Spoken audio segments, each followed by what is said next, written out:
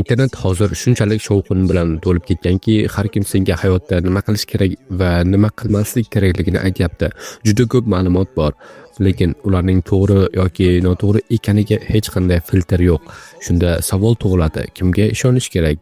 Men shunday xulosaga keldim. Bu savolga javob topishning yagona yo'li o'zim sinab ko'rish. Ikkinchi qism tajriba. Men nima haqiqatan ishlaydi degan savolga javob topmoqchi edim. Reja oddiy edi, imkon qadar ko'proq odatlarni sinab ko'rish. Ro'yxat tuzdim.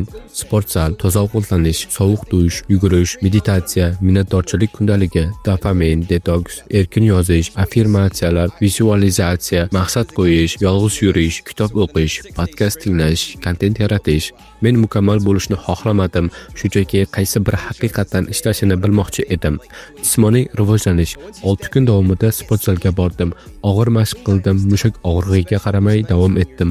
Ertalab soat 7 da sovuq dush, urushga kirgandek edi.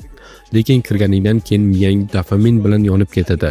Toza ovqatlanish qiyin edi, ba'zan ochlik juda qiynardi, lekin men davom etdim. Yugurish esa juda qiyin bo'ldi. Birinchi yugurishda tez-tez to'xtab qoldim, lekin shuni tushundim. Tanani chegarasigacha ishlatsang, uni hurmat qila boshlaysan.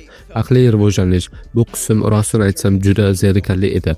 Meditatsiya, bir necha daqiqa o'tirish soatlardek tuyuldi. Minnatdorchilik yozish g'alati edi. Men nimadan minnatdorman o'zi deb o'yladim.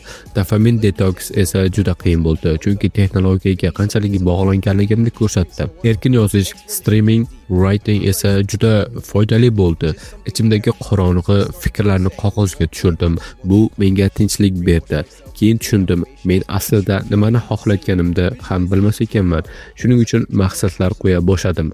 Affirmatsiyalar biroz ahmoqona tuyuldi, lekin baribir qildim. Vizualizatsiya esa juda kuchli ta'sir qildi. O'zimni qayerda ko'rishni xohlayotganimni aniq tasavvur qildim va tushundim, hali juda uzoq yo'lim bor. Yolg'iz yurishlar esa kunimni tahlil qilishga yordam berdi. Ijod qilish qiyin edi, nima qilishni bilmasdim. Shuning uchun kitob o'qishni boshladim. Kitob ortidan kitob o'qidim. YouTube'dan podkastlar eshitdim va shuni tushundim, ijod qilish uchun miyangga bo'sh joy berishing kerak. Shunda men o'zim kontent yaratishni boshladim. Hozir qilayotganim kabi. 3-qism natijaga yo'l. Avval bu oddiy odatlar ro'yxati edi, lekin bir oy o'tgach ular hayotimning bir qismiga aylandi. Men o'zimni boshqacha his qila boshladim. Salbiy fikrlar kamaydi.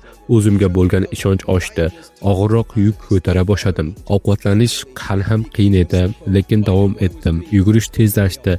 Telefonni kamroq ushlay boshladim. Meditatsiya ishlay boshladi. Men hozirgi lahzada yashashni o'rgandim. Minnatdorchilikni his qila boshladim. Yozishni yaxshi ko'rib qoldim. Va eng muhimi, men o'zgarayotganimni sezdim. Miyam endi bekor fikrlar emas, balki ijodiy g'oyalar ishlab chiqara boshladi. Kitob va podkastlar tufayli bilimim oshdi. Bu odatlar endi majburiyat emas edi. Ular mening bir qismimga aylandi. 4-qism natijalar. Nima ishladi? Sport hayotimga tartib berdi. Toza ovqat energiya berdi. 80 ga 20 qoidasi yordam berdi. Sovuq dush ertalab kuch berdi. Yugurish tanamni o'zgartirdi va fikrimni tozaladi. Meditatsiya fokusni oshirdi. Minnatdorchilik pozitivlik berdi. Dopamin detoks eng qiyini bo'ldi. Erkin yozish miyani tinchlantirdi. Maqsad qo'yish identitetni o'zgartirdi. Vizualizatsiya plus affirmatsiya ishonchni kuchaytirdi. Ijod hayotga ma'no berdi. Kitob plus podkast bilim berdi. Eng muhim narsa faqat o'rganma, amal qil. 5-qism endi sening navbating. Men bu odatlarni shunchaki test sifatida boshlagandim. Hozir esa bu mening hayot tarzimga aylangan. Qisqacha, bu odatlarning foydasi ham qiyinchiligi ham bor. Ba'zan men ham kitobni ochib, yo'q, bugun o'qimayman deyman. Bu normal. Sen nima qilishing kerak? Har bir odatni bittadan sinab ko'r. Sekin-sekin hayotingga qo'sh.